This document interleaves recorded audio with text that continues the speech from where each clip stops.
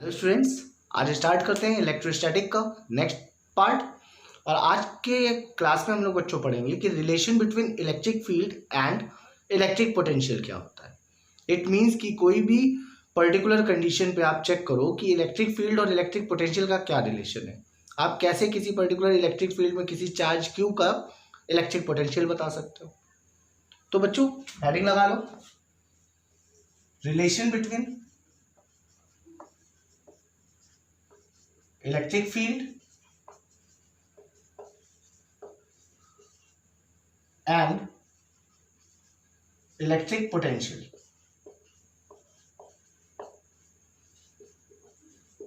बच्चों क्या होता है कि देखो, इलेक्ट्रिक फील्ड जो हमारी होगी वो दो केस में होगी, या तो इलेक्ट्रिक फील्ड यूनिफॉर्म हो या फिर इलेक्ट्रिक फील्ड नॉन यूनिफॉर्म हो।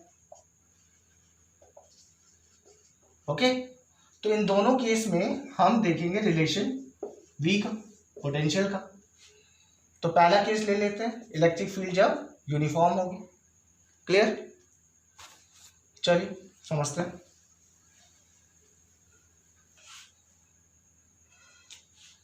फर्स्ट केस है इलेक्ट्रिक फील्ड इज यूनिफॉर्म। बच्चों इलेक्ट्रिक फील्ड यूनिफॉर्म है, इट मींस व्हाट? कांस्टेंट है पूरे रीजन में। तो देख लेते हैं कि मान लो अगर हमारे पास ये इलेक्ट्रिक फील्ड है, कांस्टेंट इलेक्ट्रिक फील्ड या यूनिफॉर्म इलेक्ट्रिक फील्ड, तो सबसे पहली बात ये आती है कि यहाँ पे इलेक्ट्रिक फील्ड है क्यों। तो आप यहाँ पे एक प्लेट बना लो, मेटालिक प्लेट, पॉजिटिव प्लेट और इधर नेगेटिव।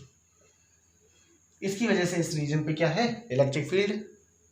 अब मान लीजिए यहाँ पे कोई चार्ज क्यू प्लेस है बच्चों, तो इस चार्ज क्यू पर एक फोर्स एक्सर्ट होगी इलेक्ट्रिक फील्ड की वजह से, उसकी डायरेक्शन में, वो क्या होती है, क्यू ई।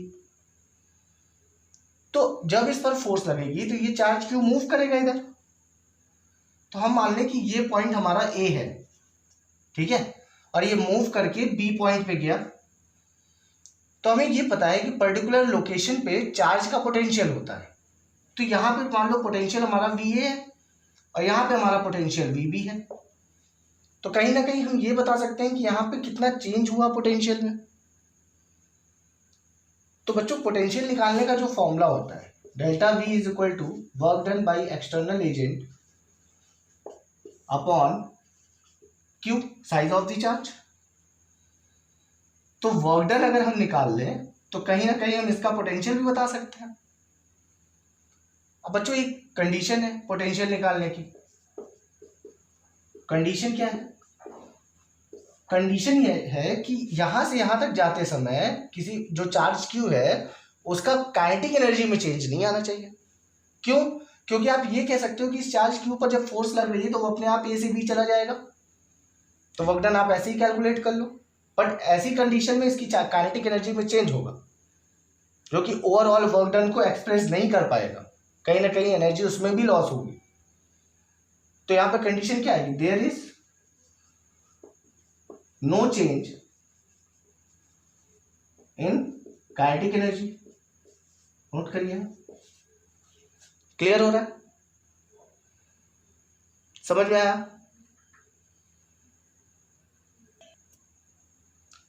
अब बच्चों यहां पे ये देखो आप कि इस क्यू पर फोर्स लग रही है क्यू ही। तो अगर हमें काइनेटिक एनर्जी में चेंज नहीं चाहिए तो हम इस क्यू पर एक ऑपोजिट फोर्स लगाएंगे जिसको हम बोलेंगे एफ एक्सटर्नल। और एफ एक्सटर्नल इतनी होनी चाहिए कि नियरली वो क्यू ई की इक्वल हो। वैसे वैल्यू वाइज तो थोड़ी सी कम होगी तभी चार्ज मूव इधर करेगा, बट हम नियरली उसको इक्वल लेंगे, जिससे ईच पॉइंट पे उसकी particular condition F net zero. तो हम ये बोल सकते हैं कि F external is equal to minus Q E. बोल सकते हैं भाई एफ एक्सटर्नल इधर लग रहा है, ऑपोजिट डायरेक्शन लग रहा है, इसलिए माइनस साइन है।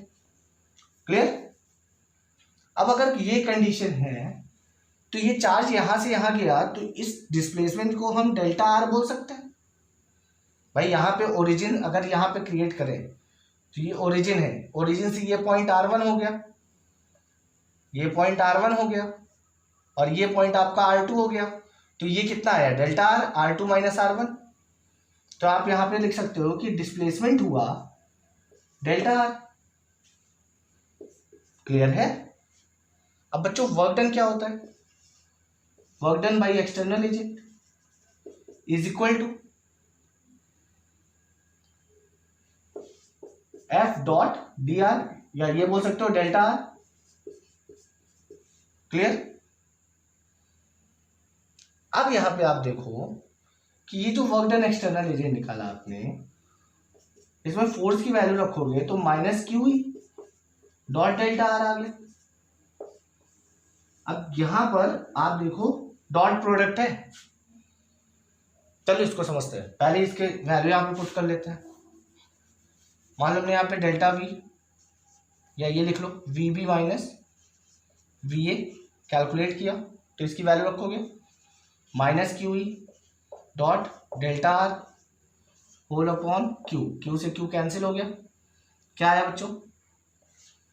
We B minus V A is equal to minus E dot delta r. Note करिए इसको, ये क्या आ गया हमारा? Uniform electric field relation, potential का रिलेशन इलेक्ट्रिक फील्ड से। ऐसे लिख लीजिए आप, delta V is equal to minus of electric field dot delta are.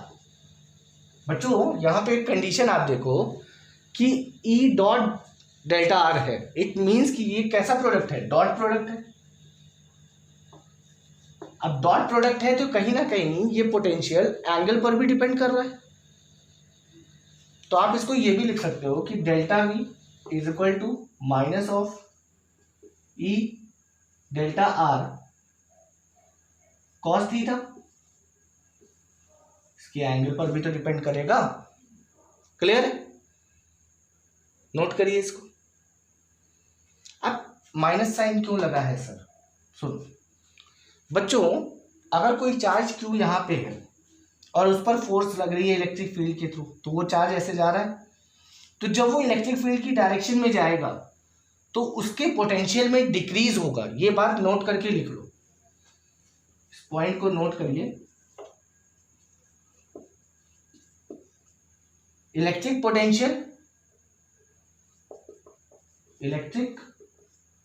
Potential decreases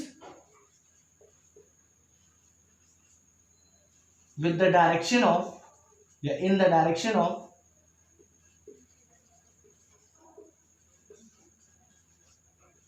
electric field. Electric field की डायरेक्शन में इलेक्ट्रिक पोटेंशियल क्या होगा? डिक्रीज होगा। इस बात को आप नोट कर लेना। क्लियर हो गया? एक ये रिलेशन मिल गया यूनिफॉर्म इलेक्ट्रिक फील्ड का। अब बच्चों नॉन यूनिफॉर्म इलेक्ट्रिक फील्ड देखते हैं, नोट कर लीजिएगा अच्छे से और रट्टा मार लीजिएगा। क्या होता है? Delta V is equal to minus E dot delta R. Clear? अब बच्चों अगर यहां पे हम बोले कि नॉन यूनिफॉर्म इलेक्ट्रिक फील्ड है,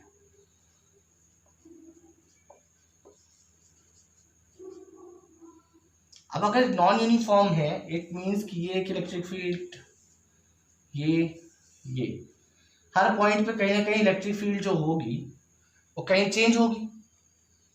अब इलेक्ट्रिक फील्ड अगर चेंज है तो इस पॉइंट क्यू पर कोई चार्ज क्यू है, पॉइंट ए पर कोई चार्ज क्यू है, तो जैसे जैसे ये क्या होगा? इधर डिस्प्लेस होगा तो इसके इलेक्ट्रिक फील्ड में भी चेंज आएगा। अब हम क्या करेंगे बच्चों इस तरह की कंडीशन में? हम एक काम करते हैं कि हम बोलते हैं कि इस पॉइंट ए पर कोई चार्ज क्यू है और इस चार्ज क्यू को बहुत छोटी सी डिस्टेंस पे डिस्प्लेस किया आपने डी आर। क्लियर? तो अगर डी आर पे डिस्प्लेस किया तो इसका डीवी होगा पोटेंशियल। तो हम इसको ये लिख सकते हैं कि dv is equal to negative of electric field dot D R vector. भाई छोटा सा डिस्प्लेसमेंट हो रहा है, छोटा सा पोटेंशियल होगा। क्लियर? ये क्लियर है? अब यहां से बच्चों ये देखो कि अगर हमें यहाँ से पॉइंट ए से पॉइंट बी तक जाना है तो हमें यहाँ से छोटा छोटा स्टेप लेना है और ओवरऑल इसको इनफाइनाइट स्टेप में कट करके बी तक आना है पोटेंशियल निकाल करके। तो इस तरह की कंडीशन पे हमें क्या करना पड़ेगा, इसको इंटीग्रेट करना पड़ेगा। तो हम ये बोल सकते हैं कि integration of DV is equal to minus integration of E dot D R vector. ये लिख सकते हो, ये आपका एग्जैक्ट फॉर्मूला है। और जब भी कोई ऐसी कंडीशन होती है तो ये समझ लो कि ये ऑलवेज ट्रू होता है, यूनिफॉर्म के लिए भी और नॉन यूनिफॉर्म के लिए भी। भाई यूनिफॉर्म होगा तो इलेक्ट्रिक फील्ड बाहर कर लो, इलेक्ट्रिक फील्ड बाहर करोगे डी आर का करोगे तो डेल्टा आर आ जाएगा। आ गया वो, क्लियर है, समझ में आ रहा है। अब इसमें देखो कि अगर आपने इसको ओवरऑल इंटीग्रेट किया तो इंटीग्रेट आप इसको कैसे करोगे। भाई यहाँ पे मान लो ये R1 था ओरिजिन से और ये R2 है, तो इंटीग्रेट कहां से करोगे, R1 से R2। अब हमारी इलेक्ट्रिक फील्ड यूनिफॉर्म नहीं है, नॉन यूनिफॉर्म है। इट मीन्स कि एक्स वाई जेड तीनों डायरेक्शन में इलेक्ट्रिक फील्ड होगी कहीं ना कहीं। तो अगर हम इसको कार्टेशियन फॉर्म में चेक करें इलेक्ट्रिक फील्ड को, तो हम इसको ये लिख सकते हैं ई एक्स आई कैप प्लस ई वाई जे कैप प्लस ई जेड के कैप, लिख सकते हो। सेम मेथड से ये जो डी आर है, इस डी आर को भी हम लिख सकते हैं, क्या लिख सकते हो, डी एक्स आई कैप प्लस डी वाई जे कैप प्लस डी जेड के कैप। अब बच्चों दोनों के बीच में क्या है, यहां पे देखो डॉट प्रोडक्ट है। अगर दोनों के बीच में डॉट प्रोडक्ट है तो हम यहाँ पे डीवी फाइंड कर सकते हैं, माइनस क्या लिखोगे, ई एक्स आई कैप प्लस ई वाई जे कैप प्लस ई जेड के कैप डॉट क्या है, दो डी एक्स आई कैप प्लस डी वाई जे कैप प्लस डी जेड के कैप। अब बच्चों डॉट प्रोडक्ट करना है तो क्या होगा, एक्स एक्स वाला प्रोडक्ट हो जाएगा, तो इसको आप क्या लिख सकते हो, माइनस ब्रैकेट हटाई दो E X D X I I cap का स्क्वायर करोगे 1 आ जाएगा, minus E Y D Y minus E Z D Z. यहाँ पे क्या लिखोगे, यहाँ पे लिखोगे डीवी।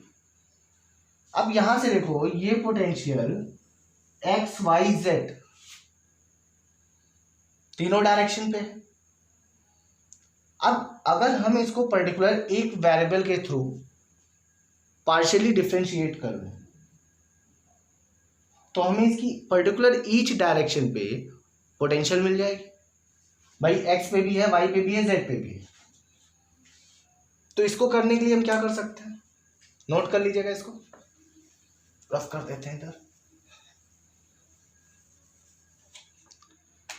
अगर हमने मान लो पार्शियली डिफरेंशिएट किया, partially differentiate with respect to X, तो बच्चों हमारा क्या आएगा, देखो डीवी डेल भी बोल सकते हो, del V upon del X is equal to minus E X by D X upon D X करो, कट जाएगा। और बच्चों जब भी पर्टिकुलर वेरिएबल के थ्रू हम डिफरेंशिएट करते हैं तो बाकी कांस्टेंट होते हैं तो वो 0 हो जाएंगे। तो यहां से ई एक्स की वैल्यू अगर आप सिंगल करो तो so E x is equal to negative of del V upon del x, ये बोल सकते हो। This is your accurate relation between electric field and electric potential. और कहीं ना कहीं आप देखो तो ये डिस्प्लेसमेंट पर डिपेंड कर रहा है। यहां पे आप चेक करो dx की वैल्यू इंक्रीज होगी तो इलेक्ट्रिक फील्ड क्या होगा, डिक्रीज होगा। मतलब कि जैसे, क्लियर हो रहा है। इसी तरह बच्चों हम लोग ये बोल सकते हैं कि y का कॉम्पोनेंट क्या होगा, तो with respect to y differentiate कर लो, तो बच्चों आ जाएगा E Y is equal to minus del V upon del Y. Similarly E Z is equal to del V upon del Z. Note करिएगा, ये आपका एक्यूरेट फॉर्मूला है, रिलेशन है। कॉन्सेप्ट क्लियर हो रहा है, समझ में आया? चलिए अब इस पर कुछ क्वेश्चंस करते हैं जिससे और अच्छे से क्लियर हो जाए।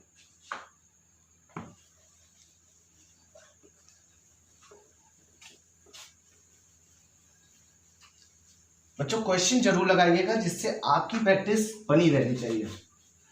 आपको क्वेश्चन देख के ही समझ में आना चाहिए कि हमें कहाँ पे क्या कंडीशन यूज करनी है और हम कैसे इजीली इसको सॉल्व कर सकते हैं। प्रैक्टिस करिएगा मैक्सिमम क्वेश्चंस।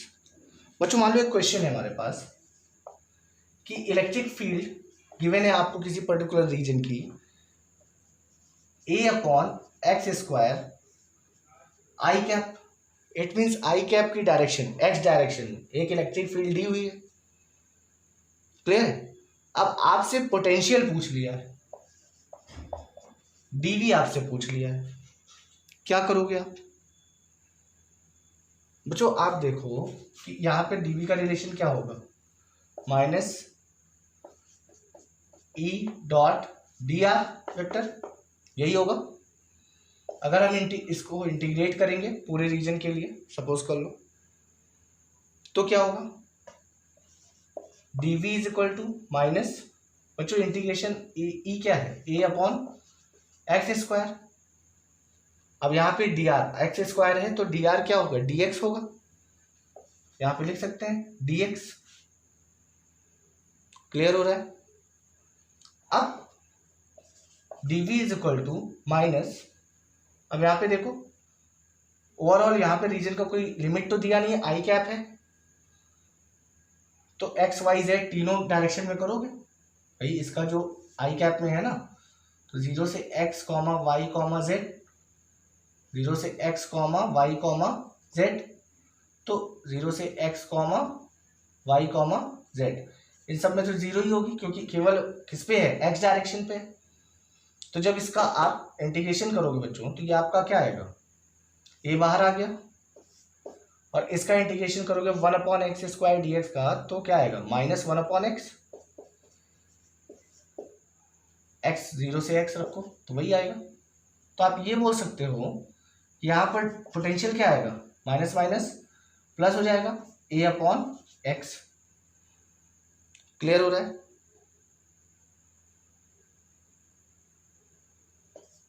नोट करिए, दिस इज योर आंसर। बच्चों यहाँ पे हमारा क्वेश्चन है फर्स्ट कि potential in the X Y plane is given as v is equal to 5x square plus X Y volt. Clear? Find the electric field at a point 1, 2। It means x में भी है electric field और y में भी है। क्या करेंगे, देखो ex का निकालोगे तो minus del V upon del X करोगे, सो माइनस इसका इंटीग्रेट करो, डिफरेंशिएट करो बेटा, क्या आएगा 10x प्लस 10y। क्लियर है? यही आएगा। अब यहां पर x और y की वैल्यू पुट कर दो, तो ex is equal to minus 10, x की वैल्यू 1 सो 10 होगा, plus minus minus and minus 2 value put करोगे क्या आएगा, यहाँ पे 5 होगा, माइनस माइनस प्लस 10। क्लियर? तो ओवरऑल कितना आ गया, 0। मतलब इलेक्ट्रिक फील्ड इस पर्टिकुलर पॉइंट पे एक्स कॉम्पोनेंट पे 0 है। अब y का चेक कर लेते हैं, दोनों पर निकालनी है ई वाई, तो क्या होगा बेटा, del V upon del Y, इस पे करोगे। अब इसको डिफरेंशिएट करोगे बच्चों, क्या आएगा आपका, x के रिस्पेक्ट में डिफरेंशिएट करोगे, y है तो 0 आएगा, माइनस भाई माइनस साइन बाहर है, माइनस x का y भी है तो यहाँ पे आपका आ जाएगा 5x। क्लियर? अब यहाँ पे आप इसकी वैल्यू पुट करो, x की वैल्यू क्या है बच्चों 1, तो आंसर आया आपका -5। इट मीन्स इस बार इलेक्ट्रिक फील्ड -5। क्लियर हो रहा है? आप क्या करोगे, वोल्ट मीटर लिख सकते हो। अब हमें नेट इलेक्ट्रिक फील्ड चेक करनी है, तो यहाँ पे 0 है, यहाँ पे y है, तो ओवरऑल नेट इलेक्ट्रिक फील्ड जे कैप डायरेक्शन में है, तो हम इसको ये बोल सकते हैं कि E net is equal to -5 j cap. Clear है? कॉन्सेप्ट समझ में आया? कॉन्सेप्ट क्लियर हो गया? कैसे निकाला, पहले x का निकाला, फिर y का निकाला, उसमें नेट इलेक्ट्रिक फील्ड चेक करी, जे कैप में आया, y पे, x पे तो 0 है। अब इधर देखते हैं, electric field in a region is given by electric field 2i cap plus 3j cap minus 4k cap volt per metre. Find the potential between 0,0,0 and 1,2,3। ये डिस्प्लेसमेंट है बच्चों। यहाँ से डेल्टा आर निकालो। डेल्टा आर क्या होगा, ये तो वही आएगा, तो आप यहाँ पे लिख सकते हो i cap plus 2j cap plus 3k cap, ये आपका डेल्टा आर हो गया। इलेक्ट्रिक फील्ड दी हुई है, ये क्या दिया बच्चों, 2i cap plus 3j cap minus 4k cap. तो क्या आप इजिली पोटेंशियल निकाल सकते हो, delta V is equal to what, negative of E dot delta r. तो delta V is equal to minus, bracket लगा लो, 2i cap plus 3j cap minus 4k cap dot i cap plus 2j cap plus 3k cap. Clear है? अब क्या करो बच्चों, आई वाले को कर लो, तो delta V is equal to क्या आएगा आपको, माइनस, ब्रैकेट लगा रहने दो, 2 1 जा 2 प्लस 3 2 जा 6 प्लस माइनस 4 3 जा 12। क्लियर है? सॉल्व करो इसको, 8 हो गया -12, it means -4 minus minus plus 4, so delta V is equal to 4 volt. This is your answer. Concept clear? इसी तरह बच्चों और क्वेश्चन आप प्रैक्टिस करते रहिए, अपने बुक्स के भी क्वेश्चंस लगाइए। तो बच्चों ये होमवर्क है आपके लिए, आप इसको जरूर ट्राई करिएगा। क्वेश्चन मैं समझा दे रहा हूँ। If you know electric field at a given point, किसी पर्टिकुलर पॉइंट की इलेक्ट्रिक फील्ड आपको पता है, can you calculate potential at that point, at the point, क्या आप उस पर्टिकुलर पॉइंट का पोटेंशियल निकाल सकते हो? If not, what further information you need, अगर नहीं तो क्या इंफॉर्मेशन आपको चाहिए जिससे आप वहां पर पोटेंशियल निकाल सको। दूसरा क्वेश्चन है, if electric field equal 0 at a given point, किसी पर्टिकुलर पॉइंट पर electric field 0, must potential equal 0 for that point, क्या ये जरूरी है कि वहां पे भी पोटेंशियल 0 हो? इसका आंसर दीजिए, ट्राई करिएगा जरूर से। ओके, सो नेक्स्ट टॉपिक पे मिलते हैं बच्चों।